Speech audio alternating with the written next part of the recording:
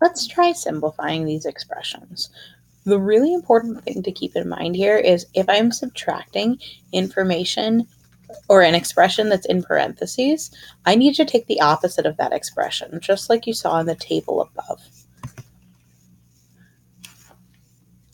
So in number 1, my first set of parentheses doesn't get changed at all. It stays exactly the same. So it's 3x plus 5y minus 4. But then after that, I'm subtracting everything in the second set of parentheses.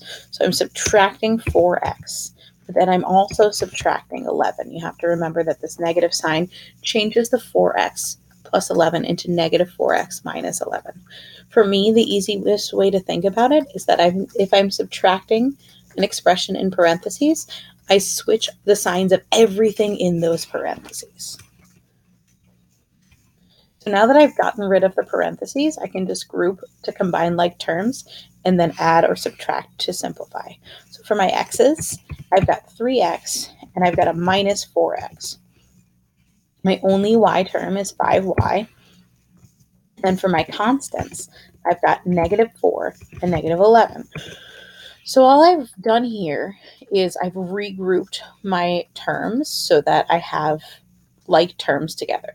Technically, I did skip a step. What I didn't write out for you, but I still thought of in my head, was I changed all of my subtraction to addition of the opposite. So 5y was already being added, but instead of thinking of minus 4, I was thinking plus negative 4. And then instead of minus 4x, I thought of plus negative 4x. And same thing with minus 11. I thought of plus negative 11. This allowed me to group more clearly because I can really only apply the commutative property and the associative property to addition. So even though I wrote subtraction symbols, I was thinking of it as addition and keeping those properties in mind. Now that I've got my terms grouped together, what I can do is just combine like terms. So 3x minus 4x, that's negative 1x. But again, when we're writing simplified expressions, we want to write as few symbols as possible.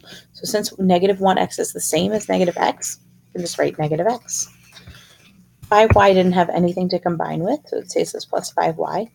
And then I'm adding negative 15 to the end there.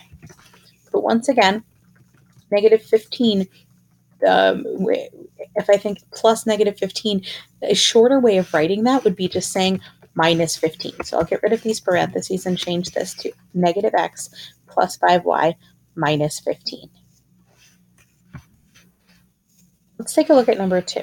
In number 2, I'm adding. I don't have a subtraction symbol between my sets of parentheses, so I can leave it exactly as it is. What I really do need to do, though, is regroup my terms so that my like terms are together. So I'm just kind of ignoring those parentheses because I'm really thinking of addition only. All right. So I guess what I really am saying is that I want to think of everything as addition. So instead of plus or minus 6c, I'm thinking of plus negative 6c. And then instead of minus 4b, I'm thinking of plus negative 4b. If you feel the need to write that out, that's absolutely fine. But it's okay if you're able to think of combining this, or if you're able to think of subtraction in your head as addition of the opposite, you don't necessarily need to rewrite it every time. When I combine like terms, I've got my A terms, I've got 5a plus 2a, and then I have B terms. I have plus 3b, and then minus 4b, or plus negative 4b. And then after that, I have my C terms. I've got a negative 6c and a positive 13c.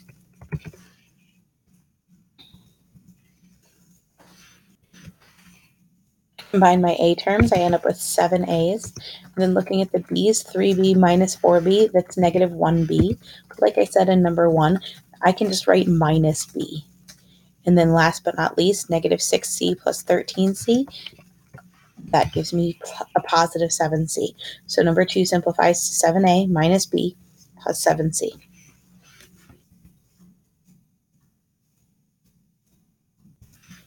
Let's take a look at number 3. For number 3, I do once again need to make sure to distribute my minus sign through my parentheses, or in other words, change the sign of everything in the second set of parentheses. That's because I'm subtracting the second set of parentheses. So my first set of parentheses, 2x plus 3y minus 4, that stays exactly the same. But instead of minus positive 5x plus 2, I'm going to change that to minus 5x minus 2. So I reverse the signs of everything in those parentheses. And once it looks like this, what I can do is combine like terms, just like we've been doing for the past couple days. So using the commutative property to group my like terms together, I've got 2x minus 5x. And then I've got plus 3y in there, no other y terms, and then minus 4 minus 2. Once again, that's using the commutative property of addition, which says that I can reorder my terms however I'd like, as long as I'm just adding. After that, I'm going to use the associative property of addition to decide which terms to add at which time. So I'm going to add my x terms together, and then my y terms, and then after that, my constants.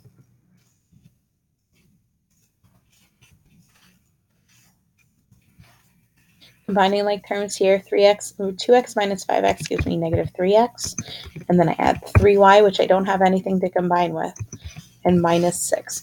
So negative 3x plus 3y minus 6 is the simplest version for number 3.